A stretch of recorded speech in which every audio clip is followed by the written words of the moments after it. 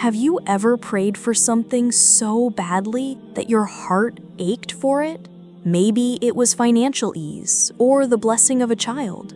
Maybe you cried alone at night asking Allah Almighty to open just one door for you. And then, He did. The blessing came. The job arrived. The healing happened. The child was born. But slowly, you found yourself drifting. You were busy now, busier than ever. And without realizing it, the very thing you begged for began to pull you away from the one who gave it to you. This is the silent trap many of us fall into. We forget that blessings can become tests. And when we are so busy enjoying the gift, but we forget the giver, we begin to feel a strange emptiness. That emptiness is not from the job or the home or the child. It's from neglecting the one who placed those gifts in your hands to begin with. When we disconnect from gratitude, the peace of the blessing fades, and the doors of success close quietly, one after another. Gratitude is not just saying thank you once, it's living in constant remembrance of the source. Gratitude is in the way you use your wealth, the way you speak to your children, the way you prioritize prayer even on your busiest days.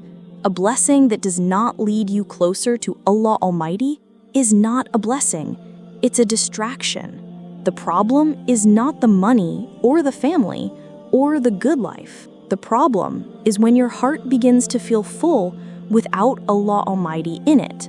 And that's where the true danger begins. You get so caught up in raising your children, planning for their future, arranging the best education, that you forget to give them the only inheritance that matters, faith. You become so focused on upgrading your lifestyle that you forget to upgrade your worship. And while the world sees your external success, your soul quietly starves inside. Gratitude is not just a feeling, it is action. And when you use what Allah Almighty gave you in His service, your blessings become keys to more, not reasons for doors to close. Let us ask ourselves this: when was the last time we used our gifts in the way Allah Almighty loves? Our health, do we use it for worship or just for convenience? Our sight, do we guard it or do we expose it to things that displease Him? Our time, is it spent remembering the one who gives us every breath or spent endlessly scrolling through distractions? One of the greatest signs of true gratitude is knowing deep down that what you have is not because of your hard work alone. It's not your degree. It's not your effort. Yes, you tried, but the outcome was always in His hands. And if you acknowledge that, not just in words, but in your daily choices, then you are truly grateful. The Prophet Muhammad, peace be upon him, taught us that even in hardship, a believer says, "I am grateful." Why? Because faith teaches us that every moment is a gift, even the difficult ones. When you remain grateful in ease and in struggle, Allah Almighty opens doors for you that no human hand can close. It's easy to say thank you when things go well, but real gratitude is proven in how you behave when things are taken from you. If you can still stand up and pray when you're tired, if you can still give in charity when your funds are low, if you can still teach your children about faith when the world around them teaches otherwise, that is gratitude. And that is what keeps the doors of success wide open. We must never let our blessings make us arrogant. Never let comfort make us forget where it all came from. Allah Almighty warns us in the Quran, "If you are grateful, I will surely increase you. But if you deny, indeed, my punishment is severe." That is not a threat. It is a wake-up call. Because when we stop being grateful, we not only risk losing our blessings, we risk losing ourselves.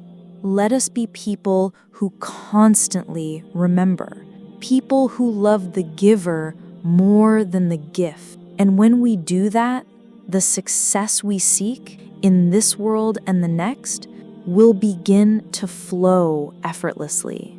The Prophet Muhammad, peace be upon him, said, "Whoever is not grateful for the little will not be grateful for the much." That means our test begins with the small things: your home, your food, your breath, your ability to walk, to see, to hear. These are blessings millions live without, but you and I have them daily without asking. Are we thankful, or do we live like we're entitled to them? When we constantly complain, when we forget our prayer, when we delay our charity, when we prioritize ourselves over the one who made us, the doors begin to close. And it doesn't happen all at once. It starts with a missed prayer, then a delayed one, then a forgotten one. It begins with a cold heart, then a hardened one, and soon you're lost, wondering why life feels heavy again. That's why now is the time to turn back, before another door closes, before another blessing becomes a regret. Because the truth is, it was never about what you had. It was about whether you remembered the one who gave it. How many reminders do we hear every week? How many short clips do we watch? How many verses do we read? How many quotes do we save? Our phones are filled with knowledge, but the question is, how much of it is being lived? It's easy to listen. It feels uplifting.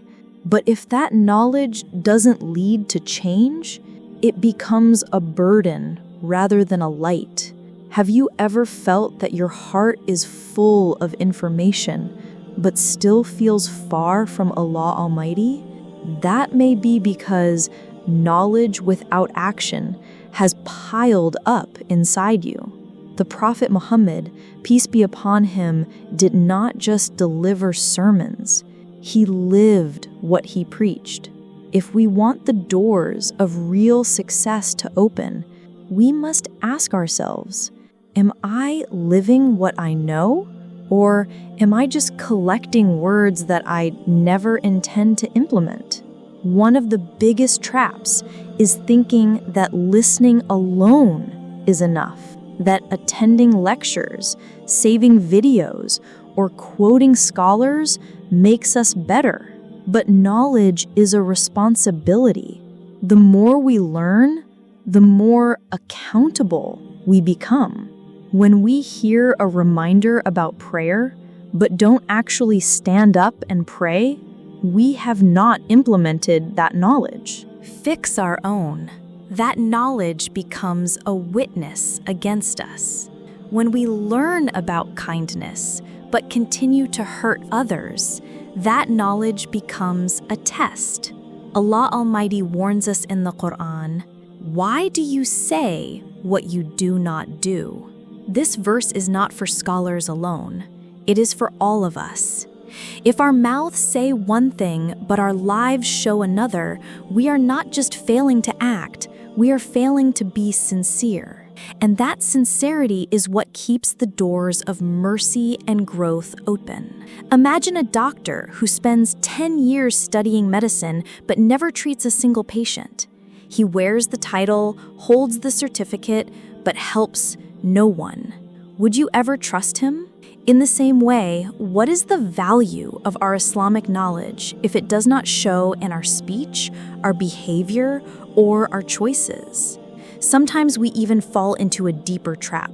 We seek knowledge only to appear wise in gatherings. We memorize so we can quote. We listen so we can argue. That is not the purpose of sacred knowledge. The Prophet Muhammad, peace be upon him, said, "The most hated person to Allah is the one who has knowledge but does not act upon it." That's a serious warning, because knowledge was meant to be a ladder that brings you closer to Allah Almighty, not a crown you wear to impress others. When you begin acting on what you know, even if it is little, your life transforms. You don't need to memorize the whole Quran to begin obeying it. You don't need to attend every seminar to begin praying on time. One small act done with sincerity can be more beloved to Allah Almighty than a mountain of unpracticed knowledge. Start with what you know.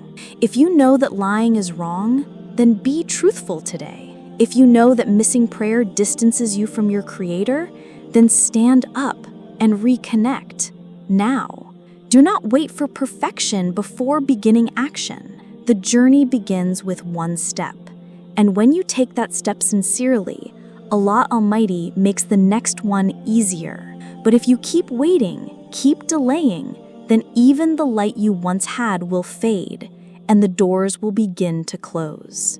We live in an age where reminders are everywhere, but action is rare. And that's why hearts feel heavy. There is a gap between what we know and how we live. Close that gap, and you will feel peace rushing back into your soul. It's not about knowing everything. It's about living the little that you do know with sincerity. Ask Allah Almighty to purify your intention. Ask Him to make knowledge a light in your life, not a weight on your shoulders. Say, "O Allah, let me act upon what I know, and teach me what benefits me." Because when you begin acting on your knowledge, Allah Almighty will bless you with more. He will open doors of wisdom, guidance, and inner peace. But when you turn knowledge into decoration, into pride, into conversation, it becomes a barrier between you and the success you seek. Let us be people of action, not just words. How many times have you said, "I'll fix things soon. I'll start praying when life calms down. I'll repent after this phase passes." We delay. We convince ourselves that tomorrow is promised. But the truth is, every delay is dangerous. Every moment of delay in turning back to Allah Almighty is another moment spent in darkness. The doors of repentance are always open, but what if your time ends before you walk through them? Some people wait for the perfect moment. They say, "When I get married, I'll change. When I turn 40, I'll become serious. When Ramadan comes, I'll start over." But repentance was never tied to a season. It is tied to sincerity. You don't need to be perfect to repent. You just need to be honest. You just need to stop running, because the longer you wait, the harder it becomes. And while you may feel in control now, you are not in control of your next breath. Delaying repentance while actively sinning is like walking closer to a cliff, thinking you'll stop before you fall. But what if you don't? What if the moment you plan to return never comes? That's why Allah Almighty tells us in the Quran, "O you who believe, turn to Allah with sincere repentance. It may be that your Lord will forgive your sins." Look at the kindness in this verse. He is calling the believers, not the perfect, not the angels. You and me, the ones who struggle, the ones who fall, the ones who make mistakes. He is not telling you to despair. He is inviting you back, right now. Not next week, not when life feels easier. The weight you're carrying, the guilt, the shame, the spiritual distance, it begins to lift the moment you say, "Enough, I want to return." The longer you stay away, the more you begin to believe the lie that you're too far gone. But Allah Almighty has said otherwise. He loves the one who repents. He welcomes the one who returns. The Prophet Muhammad, peace be upon him, said, "Every son of Adam sins. The best of those who sin are those who repent often." This is powerful. It means you're not expected to be flawless. You're expected to keep returning. Repentance is not a one-time act. It's a lifestyle. Because as long as you are alive, you will stumble. But the beautiful soul is not the one who never falls. It's the one who never gives up coming back to Allah Almighty. Sometimes people say, I've done too much, I've gone too far. But that mindset is not from Allah Almighty. It's from your enemy. He wants you to stay stuck in guilt, to drown in shame, so you never rise again. But repentance is a rope that Allah Almighty extends to you daily, even if you've sinned moments ago, even if you failed 1,000 times. The door is open. It is never locked. You only need to turn the key, and that key is sincerity. That key is remorse. That key is hope. There's something terrifying about the way we casually plan our repentance. We speak as though we own time. Next year, I'll change. Let me enjoy life a little more, then I'll turn back. But the grave does not send invitations. Death does not ask for your schedule, and regrets don't reverse time. Imagine standing before Allah Almighty with a heart full of almost. I almost started praying. I almost left that sin. I almost wore what pleased Him, but I waited too long. That is not a moment any of us want to face. And we don't have to, because today is here. Now is the time. If your heart is still beating, then repentance is still possible. Allah Almighty does not expect perfection from you. He expects humility. And when you humble yourself before Him, when you cry to Him, when you admit your mistakes with a broken heart, that moment becomes more beloved to Him than a lifetime of arrogance. The doors are open, but how long will you stand outside? It's a beautiful thing to be around righteous people, to sit in their gatherings, to learn from their words, to feel inspired by their lives. But the danger lies in something subtle, when we begin to admire righteousness without striving for it. Some people feel safe just because they are close to someone who is religious. They say, I know that scholar, I follow that speaker, I attend that masjid. But the question remains, what about you? What about your own actions? We cannot borrow someone else's sincerity. We cannot wear their character like a badge. True transformation begins when admiration turns into imitation. If being around the righteous doesn't soften your heart, then it's not presence, it's pride. And pride in company is not enough. It must lead to change. Sometimes we even use our connection to righteous people as a way to feel superior. I know the Imam personally. That scholar follows me. I've been in gatherings with the pious. But none of that matters if your heart remains distant from Allah Almighty. We were not created to collect pictures with the righteous. We were created to walk the path they walk. And that path is not always visible in public posts or perfect appearances. It is in the quiet battles, the unseen prayers, the humility when no one is watching. Allah Almighty says in the Quran, indeed, the most noble of you in the sight of Allah is the most righteous of you. Not the most connected, not the most followed, not the loudest voice in religious spaces. It is the one whose actions match their intentions. That is nobility. That is success. It's easy to talk about righteousness when you're surrounded by it, but it's much harder to carry that light into your private life, to wake up for prayer when no one is checking, to avoid gossip when the room invites it, to stay honest when the lie seems easier. That is where character is built. That is where the real test lies. The Prophet Muhammad, peace be upon him, said, "A person is upon the religion of his close friend. So look at whom you befriend." Yes, companionship matters, but not because it gives you status. It matters because it shapes your soul. If your righteous companions are not influencing your daily actions, then it's time to ask, am I learning from them or just leaning on them? True companionship pushes you forward. It does not allow you to remain unchanged.